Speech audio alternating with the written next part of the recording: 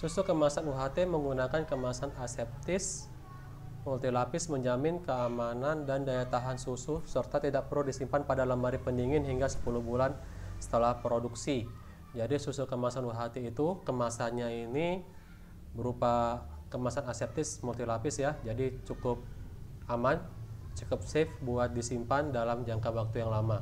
Kenapa dia bisa tahan lama? Karena itu tadi, karena kemasannya cukup baik sehingga udara-udara tidak bisa masuk dan tentunya kontaminasi bakteri juga tidak akan terjadi. Nah, kayak kalau kita mungkin pernah ya di antara kita yang mengkonsumsi susu UHT, kalau kita lihat di kotaknya itu cukup panjang ya, dari masa produksi, tanggal produksi sampai tanggal expirednya itu cukup tinggi karena itu tadi ya, karena kemasannya benar-benar cukup baik, cukup rapat, udara tidak ada masuk sehingga bakteri pun juga sulit untuk mengkontaminasi susu tersebut.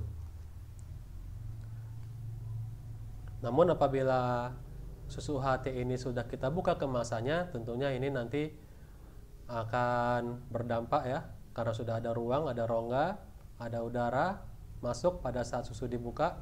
Nah, itu memungkinkan terjadi kontaminasi lewat udara, kontaminasi bakteri lewat udara, sehingga susu menjadi lebih mudah rusak. Lalu berikutnya ada susu bubuk. Ini cukup populer di masyarakat, susu bubuk, karena sangat efisien, tidak membutuhkan banyak tempat. Mungkin dalam 1 kilo atau setengah kilo susu bubuk ini bisa membuat beberapa liter ya, mungkin belasan liter atau puluhan liter susu. Prinsip pembuatan susu bubuk adalah menguapkan sebanyak mungkin kandungan air susu dengan cara pemanasan atau pemengeringan. Nah, jadi prinsip untuk membuat susu bubuk ini adalah dengan cara menguapkan atau mengurangi kandungan air yang ada di dalam susu. Jadi susu itu cukup banyak, cukup tinggi, atau kandungan airnya bisa mencapai 90% lebih kandungan air yang terdapat di dalam susu.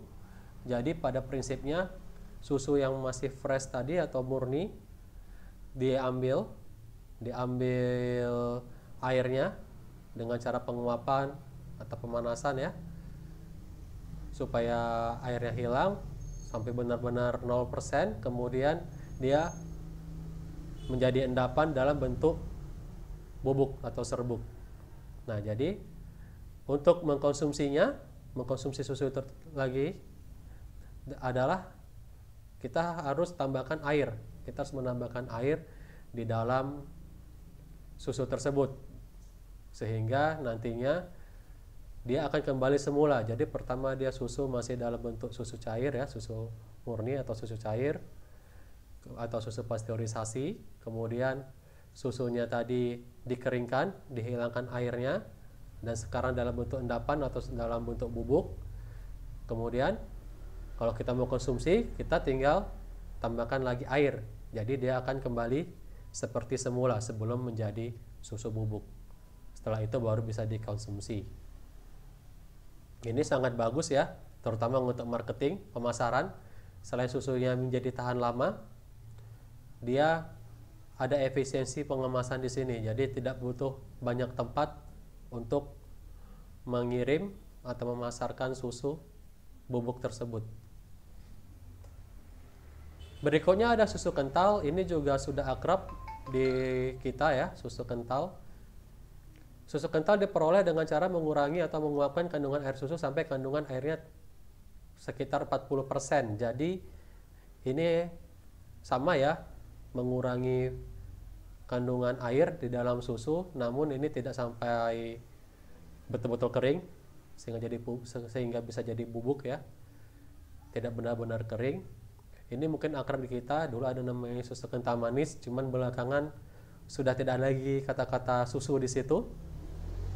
Ya.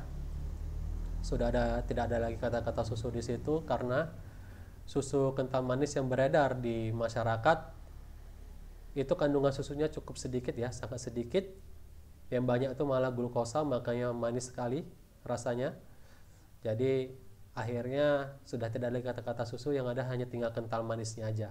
Dan ini biasanya digunakan untuk makanan ya, makanan penambah rasa dari makanan. Ya, jadi itu tadi beberapa jenis susu. Ya. Mungkin Anda pernah dengar juga ya, di masyarakat ada namanya susu kedelai. Namun susu kedelai itu tidak termasuk ke dalam susu ya sebenarnya ya. Kenapa tidak bisa masuk ke dalam susu? Karena kita kategori susu karena seperti yang sudah saya jelaskan di awal, kalau secara definisi susu itu adalah cairan berwarna putih yang disekresi oleh kelenjar mamalia ambing pada binatang mamalia. Jadi itu alasannya ya, susu kedelai kenapa tidak bisa dikategorikan susu, karena dia tidak berasal dari hewan mamalia, tapi dia dari kedelai, dari tanaman.